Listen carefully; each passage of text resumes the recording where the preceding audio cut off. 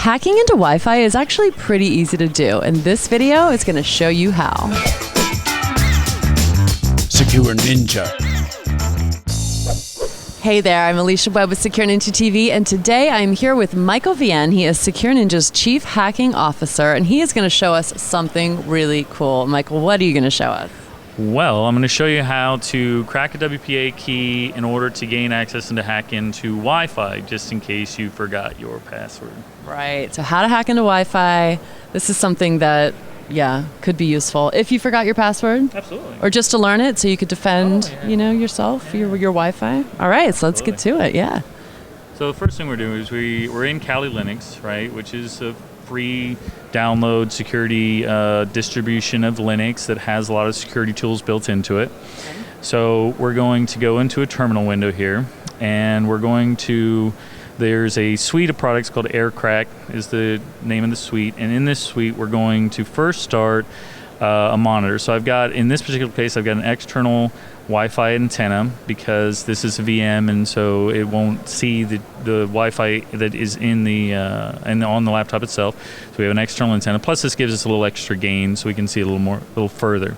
So we're going to start a process called AirMon, and what AirMon is going to do is we're going to tell it the card itself, and we're going to start it, and we're going to put it backwards. We're going to put it in monitor mode. So essentially, this will allow for the suite to see all the traffic that's going across this card. So now you can see we've set WLAN 0. It's enabled an interface called Mon 0, which is the monitor interface. The next thing we're going to do is we're going to run AeroDump, and we're going to put it on Mon 0, and we're going to tell it to write these things out to a capture file. We can limit it just to the initialization vectors if we're using WEP, but because this WPA networks we're looking at, we're going to do that. So in this case, we've got this one network here. So as we look at the top, columns here, we can see that we're on channel 1. I've limited it to channel 1 with the switches that I used to say channel 1. I've also limited it to a single SSID.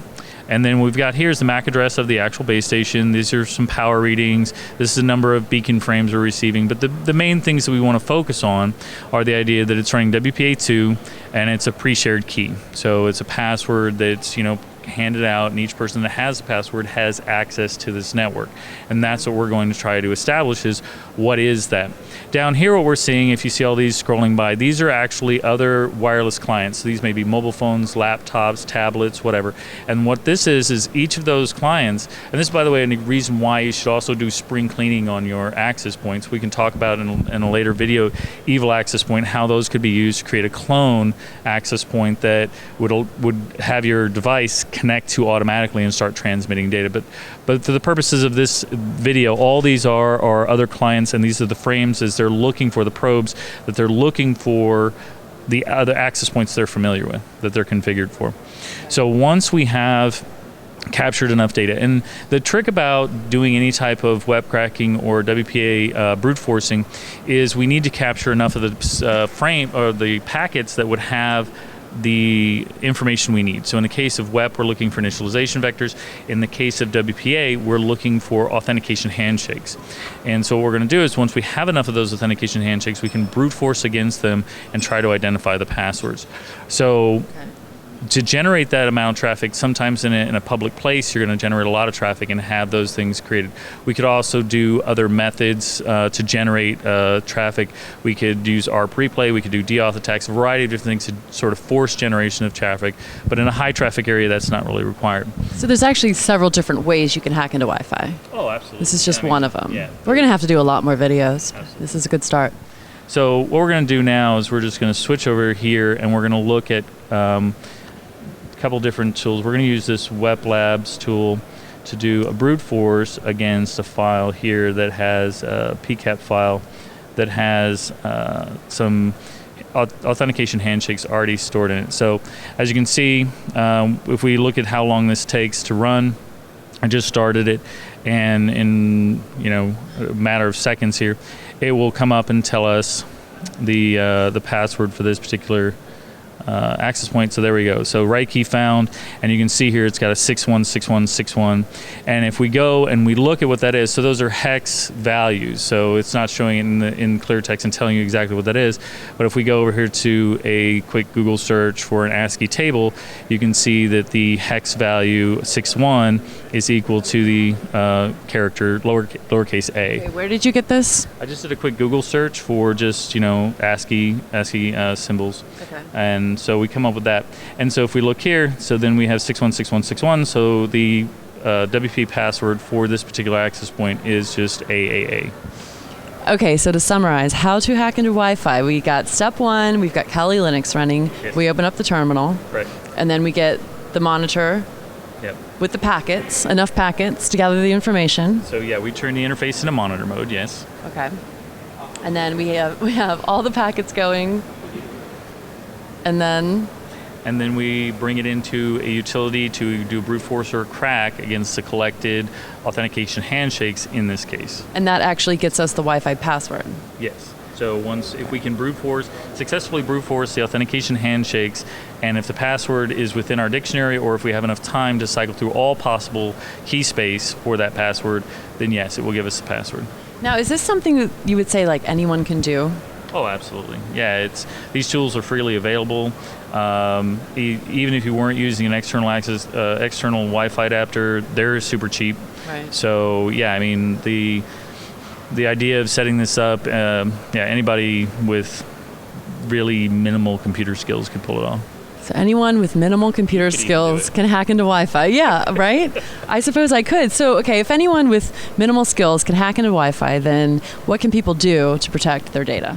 So before I tell you how to protect yourself from this, why don't I actually have you try doing it yourself? Me? Yeah. Okay.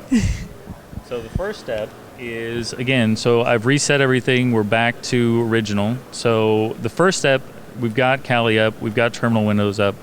So what I want you to do is to put in the command to go into monitor mode, which is the airmon ng and then start WLAN 0. Okay. So you can just hit enter. Do I delete that? No, you can just hit enter right there, or you can type it yourself. Yeah, that worked. I hit tab, right? Yeah. Well, air and Okay, so airmon. yeah, and then you can just NG. tab, space start, and then WLAN 0. Space? Yeah, space. WLAN 0. Enter. Yeah.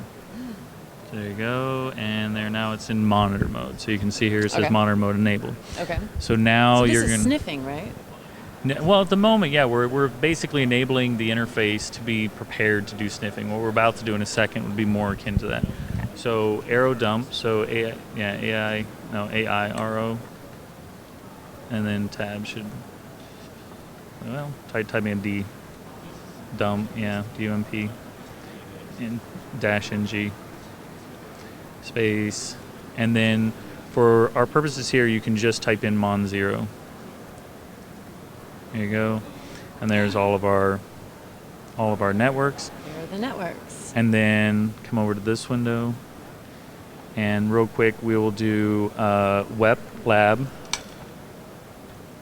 and then let's just do this string right here. So web lab -B, and then the tilde, and then the path to the file, and then hit enter. And then you see it's running brute force. I'm brute force hacking passwords, Wi-Fi passwords. That's crazy. Okay, enter. So, no, it's fine. It'll when it's done, it'll pop up and let us know that it's done. Brute forcing. Yep, there you go. So we got back to our 616161, and there you are. You've got your password. Crazy. So see, even you can. So do even it. I can do it. Oh my gosh. Okay, so now if even I can hack Wi-Fi passwords, then people must be pretty vulnerable to this sort of thing. So what can people do to protect themselves from the hackers that are trying to get in? So realistically, the first thing is not to use WEP. So WEP has flaws in the way that the encryption was implemented that makes it just not safe at all to be used. If you're using WPA2, even if you're using the pre-shared key, as long as the key is sufficiently long, it will take a very long time, in order to crack that password. So you still need to change the password regularly, and that's true of any pre-shared key anyway, because you have a problem with maintaining the distribution list, right? If I give it to you, then you can give it to someone else, and so on and so forth. So you don't really know who has access to that key. So realistically, you should change them at whatever interval makes you comfortable. But if you have sensitive data, if you do banking, if you do other sorts of things on your wireless network, you might want to consider changing them every couple of months. Right? And it's not, like I said, it's not that difficult. You just go and you change it and you go to different apps. And these days, a lot of them also have a way to automatically enroll devices using WPS. And you can just hit a button and then your device will sync up. So those kind of things make it a little more convenient. But generally speaking, changing your password, changing your Wi-Fi passwords, and making sure that they're of a sufficient length to deter brute forcing during the time that they're valid. Excellent. Well, thank you so much for this fascinating insight. I appreciate you sharing your expertise with us. Sure, no problem. Thanks so much for watching, guys. I hope you learned a little bit about Wi-Fi hacking. And if you're looking for more cybersecurity training, check out our latest product, the Online Sensei series. Everyone who signs up gets a free 7-day trial. It's a membership program that will give you unlimited access to all of our video-based cybersecurity training courses. If you liked our Cyber Kung Fu for the Certified Ethical Hacker training, which we know you did, then definitely check this out. You won't be disappointed. I'm Alicia Webb. Thanks for watching. Secure Ninja TV is brought to you by SecureNinja.com, a world leader in cybersecurity training and certification. Our master instructors will help build you into a highly skilled and marketable security professional. Secure Ninja, forging cybersecurity experts.